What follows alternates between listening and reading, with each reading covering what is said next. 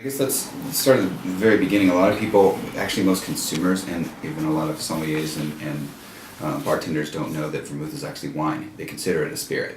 So a lot of the times when we first started this and I was kind of selling it to the Portland area, most of the bartenders that I talked to thought it was totally classified as a spirit, but it's 97% wine, 3% brandy, and a combination of herbs and spices. Like, that's what vermouth has always been. A lot of the times, vermouth actually goes all the way back to 1200 BC China.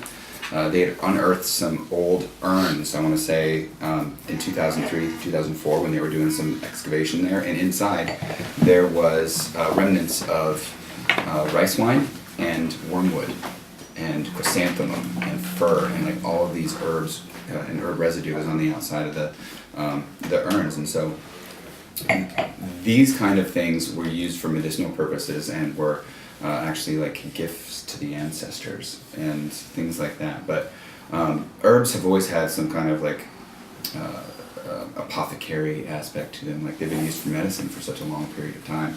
And as it kind of went forward through the ages, you get into the mid 1400s, and a lot of the apothecaries and Pliny the Elder and Hippocrates used herbs and medicines and things like that. That's where Hippocratic wine comes from.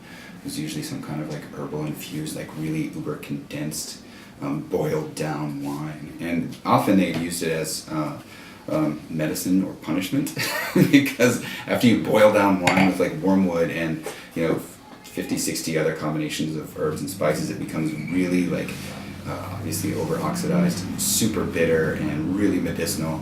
And so they had used it for those purposes for quite a while.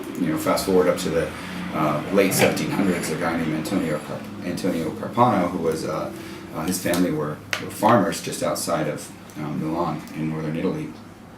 This was their family recipe for wine preservation. They would add herbs to it and let it macerate outside, usually in really thin barrels, so it would oxidize a little bit, and about a year later you'd get this traditional sweet style vermouth. Fast forward into the early 1800s, and Noilly Prat was the first one to do a white vermouth like this, and that was Colombard based, and they would also fortify it, so add brandy to it and soak it with herbs and spices. But what we do is a lot more modern version of what the Europeans do.